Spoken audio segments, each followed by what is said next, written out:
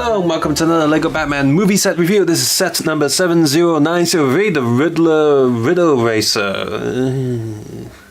That's the name. And yeah, it's pretty cool. You get Batman, you get the Riddler, you also get the Magpie, Calendar Man, and Kite Man. That's 5 figures for a relatively cheap and small set. That's pretty cool. And here's the back of it. Usually these sets tend to be a Bat vehicle chasing someone else, but I'm glad there isn't another Bat vehicle here. God knows we have too many of those. So instead of the budget going towards another Bat vehicle, we get the budget going towards more minifigures. So that's great. Inside you have the instruction booklet, of course, and it was quite easy to build, actually, quite fun. Parts list on the back, and of course advertising some of the older DC superhero sets which are not retired. You can still get those quite easily. LEGO Batman movie website, and advertising some of the other sets. I've just filmed the Clayface set, as well as going to film the Joker Mobile set, and I also filmed the small set of Scarecrow today as well. So that's something. There is a tiny sticker sheet for the Riddler car, but thank God not too many stickers going on, so yeah, you have that. There's only like 2 sheets of stickers in here. I already applied it to this car this time. The Riddler Mobile, yeah, it's you can flip this bit up, and there's like a little bit of engine detail in there. I guess you can call them cannons or something, but I think they're meant to be like engines or something.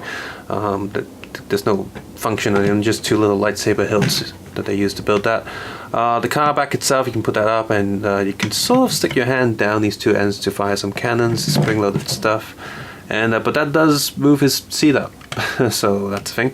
And for such a big car, it's only a 1-seater, and that's, see how many minifigures and villains you get in this set. That's kind of silly that this isn't like at least a 2-seater.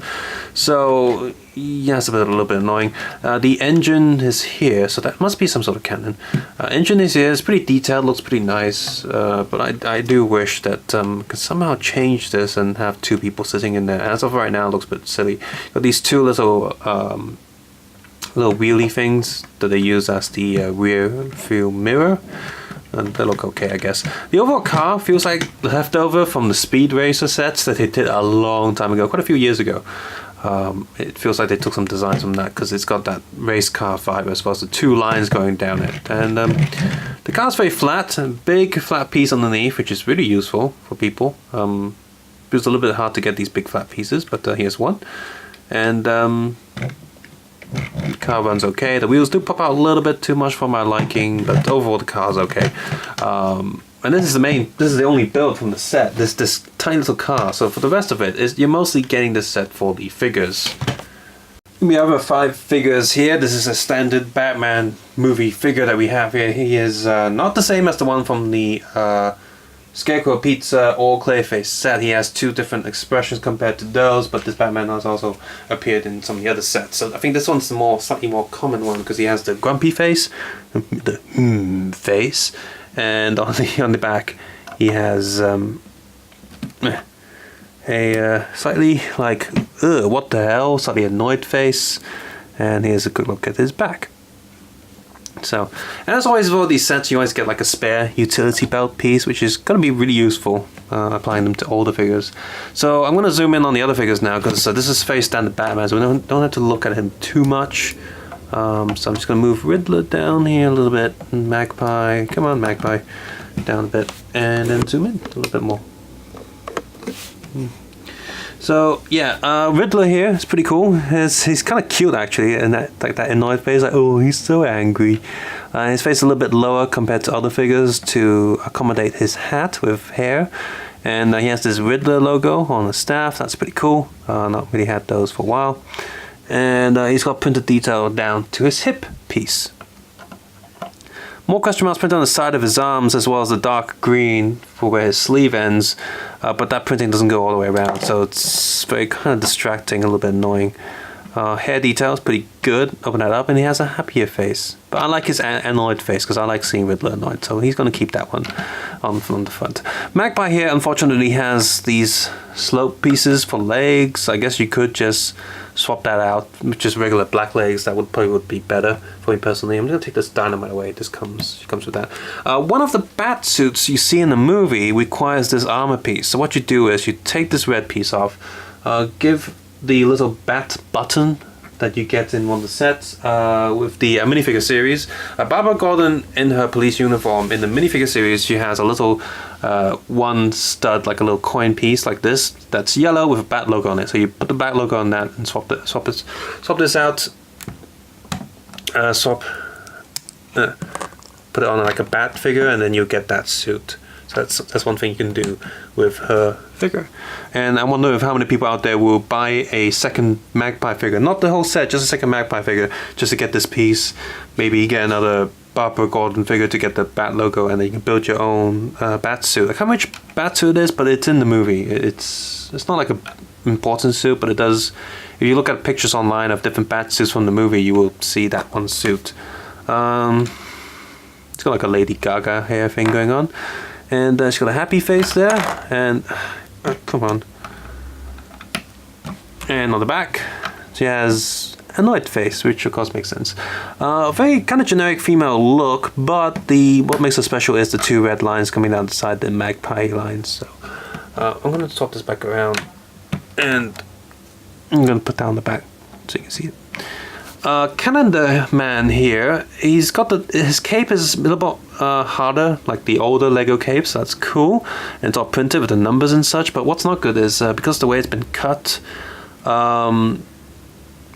yeah, it flares out too much. You need to pre-fold this cape if you want it to hold still.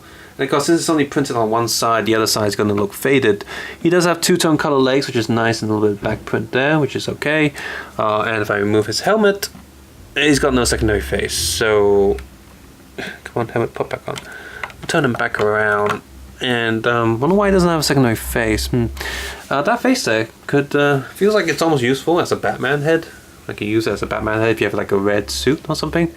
Finally, Kite Man here. He's got a diamond there. He's playing too many Sims. Open it up. He's got a nice little head there. This rubbery piece here is like one of those pieces you get on like horse riding pieces. If you just reverse it. So I'm gonna unclip that from his arms. The entire back piece comes off quite easily. Just so you can see it. It's a very simple build. It's a very simple kite piece. So I guess there is a second build in this set, not just a car. He doesn't have any back print on the back of his upper torso, so I don't need to remove that.